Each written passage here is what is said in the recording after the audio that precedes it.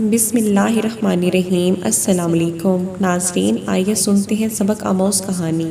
میری بھابھی لاکھوں کا جہیز لے کر آئی تھی۔ میری امی اس کی بلائیں لیتی نہ تھکتی تھیں، کیونکہ بھابھی کے گھر والوں نے امی کی ایک ایک ڈیمانڈ پوری کی تھی۔ ہر چیز ایک سے بڑھ کر ایک تھی۔ امی نے اپنے تمام محلے والوں کو ایک ایک چیز کھول کر دکھائی تھی، تاکہ لوگ کہیں کہ واہ، جہیز تو اصل صفیہ کی بہو لائی ہے۔ ہم سب بے انتہا خوش تھے، کیونکہ ہماری جان اب پرانے برتنوں اور فرنیچر سے چھوٹنے والی تھی۔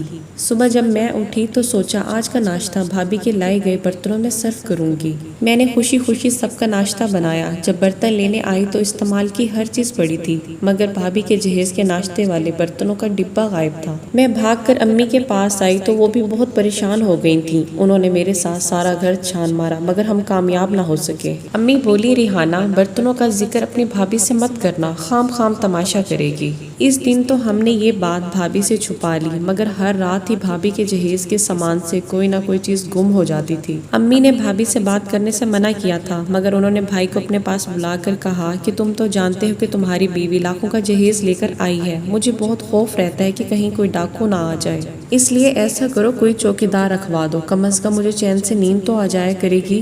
بھائی آگ بگولا ہو گئے۔ وہ بولے، امی آپ کو کس نے کہا تھا کہ غریب لوگوں سے اتنا جہیز لے لیں کہ ان کے ساتھ ساتھ آپ کی بھی نیندیں حرام ہو جائیں؟ کہیں نہیں جاتا یہ سامان، یہیں پڑا رہ جائے گا، نہیں آتا کوئی ڈاکو۔ امی روحانسی ہو گئی اور بولی، بیٹا تمہاری بیوی کے جہیز سے آدھی چیزیں تو پہلے ہی غائب ہو چکی ہیں۔ بھائی ایک دم غصے میں آ گئے اور بولے، میری شادی کو ابھی جمعہ 8 دن ہی ہوئے ہیں، کہاں جا سکتا ہے نیلم کا سامان؟ اب بڑی عجیب سی صورتحال بن چکی تھی۔ امی کو ہر وقت بھابھی کے جہیز کی فکر ستاتی رہتی تھی، بلکہ یوں کہنا زیادہ مناسب ہوگا کہ بھابھی کے جہیز کا سامان امی کے گلے کی ہڈی بن چکا تھا۔ پہل تو چھوٹے موٹے برتن اور دیگر استعمال کی چیزیں غائب ہوتی رہیں، مگر کل رات تو بھابھی کی واشنگ مشین ہی غائب ہو چکی تھی۔ ابھی تک تو ہم نے کھول کر صحیح سے دیکھا بھی نہیں تھا۔ سلسلہ یہیں پہ رکا نہیں تھا کہ اگلی ہی رات ہمارے گھر سے فریج بھی غائب ہو گیا، مگر حیرت کی بات تو یہ ہے کہ ہم میں سے کسی کو بھی اس بات کا علم نہ ہو سکا۔ اب امی کے ضبط کی انتہا ہو چکی تھی۔ انہوں نے بڑے بھاری دل کے ساتھ بھابھی کو بتا دیا تھا کہ بیٹی تمہارا تو آدھا سامان ہی چوری ہو گیا ہے۔ بھابھی یہ سب سن کر پھٹ پڑی تھی۔ وہ بولی، آنٹی جی آپ کو سامان کا اتنا ہی لالچ تھا تو اس کا خیال کیوں نہیں رکھا؟ آپ کو یاد ہے نا وہ دن جب امی ابو ہاتھ جوڑ جوڑ کر آپ سے کہہ رہے تھے کہ وہ اتنا جہیز نہیں دے پائیں گے، مگر آپ نے دھمکی دی کہ آپ کی مطلوبہ چیزیں جہیز میں نہ ہوئیں تو آپ 1 سال پرانا نکاح ختم کروا دیں گی۔ اب مجھے سمجھ آئی ہے کہ آپ یہ سب اپنے کسی مقصد کے تحت کر رہی تھیں۔ آنٹی جی یاد رکھیے گا، اگر میری چیزیں واپس نہ ملی تو آپ جیل کے سلاخوں کے پیچھے ہوں گی۔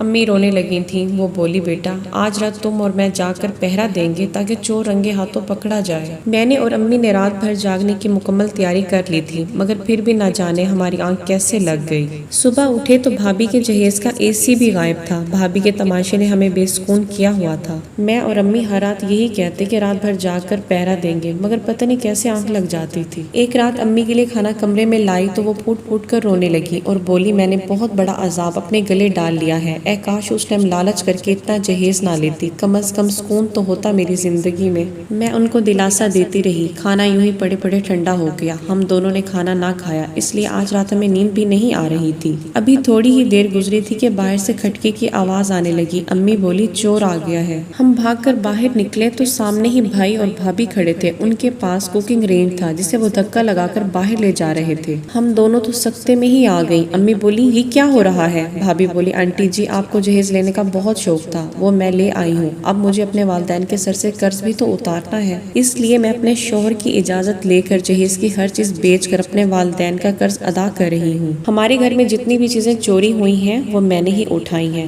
امی بھابھی کی یہ باتیں سن کر رونے لگی اور اللہ کا شکر ادا کرنے لگی کہ اس نے ہمیں بڑی مصیبت سے بچا لیا تھا۔ امی نے بھابھی سے اپنے لالچ کی معافی مانگ لی تھی۔ بھابھی نے بھی بدتمیزی کے لیے معذرت کر لی تھی۔ امی نے بھابھی کا سارا جہیز لوٹا دیا تھا۔ اب وہ چین کی نیند سونے لگی تھی۔ لالچ اور زیادہ کی خواہش ہم سے ہمارا سکون چھین لیتی ہے۔ آج کی ویڈیو پسند آئی تو لائک، سبسکرائب اینڈ شیئر کرتے۔ ملتے ہیں نیکسٹ ویڈیو میں، تب تک کے لیے اللہ حافظ۔